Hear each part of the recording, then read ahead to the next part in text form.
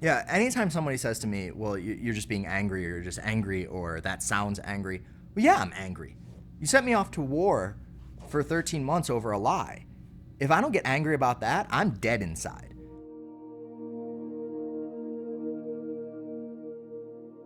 My name is Geoff Millard. I was in the military from 1998 till 2007 and deployed to Iraq from 2004 to 2005. This is my service dog, Resistance, who I've had for over 7 years and is a wonderful companion and keeps me company all the time. Yeah, I have 9 injuries altogether from Iraq. Both my knees were injured, my hips, my back, traumatic brain injury, post-traumatic stress. I have eyesight issues, hearing issues, TMJ, lots of stuff. Joining the military for me was really complicated.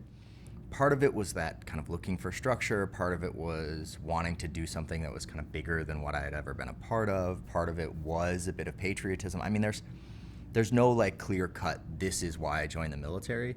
And some days when I reflect on my story, I think about some of those factors more than others, but it's really this kind of complicated web of what was happening in my life when I was 17.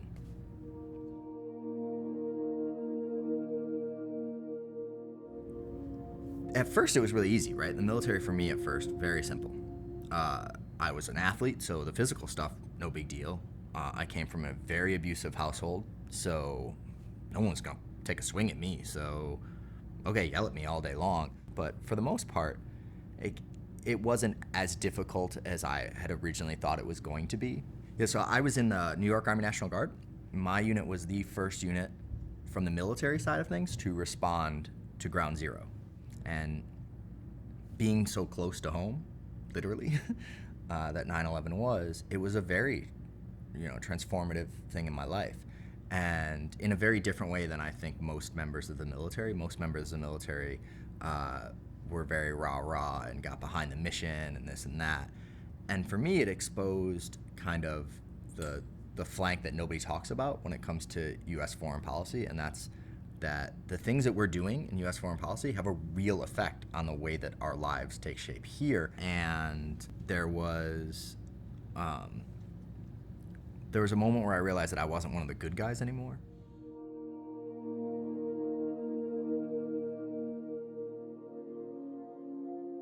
So when I deployed to Iraq, I was already against the war, and I wanted to do something about it, but I didn't know what I could do, right? So the first thing that I started doing was reading.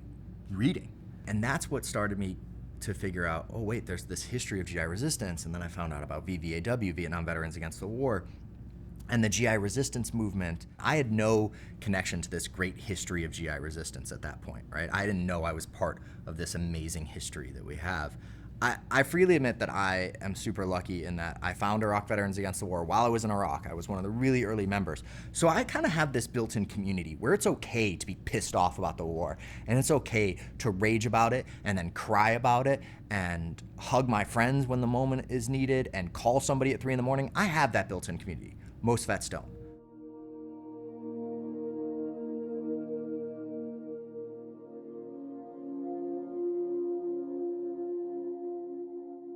So when someone says, thank you for your service to me, a lot of times I ignore it and I just blow it off because I'm at work or something else where offending someone can be problematic.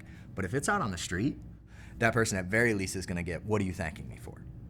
Because let's break this down for a second. You say to me, thank you for your service. What are you thanking me for? You have no idea what my experience was. You don't know that I was a war resistor. You don't know that I went AWOL. And so a lot of these thank you for your service people certainly wouldn't thank me for that. So what are you thanking me for? Are you thanking me for helping to kill Iraqis? Are you thanking me for helping to bankrupt our country by going to war in Iraq? What exactly are you thanking me for?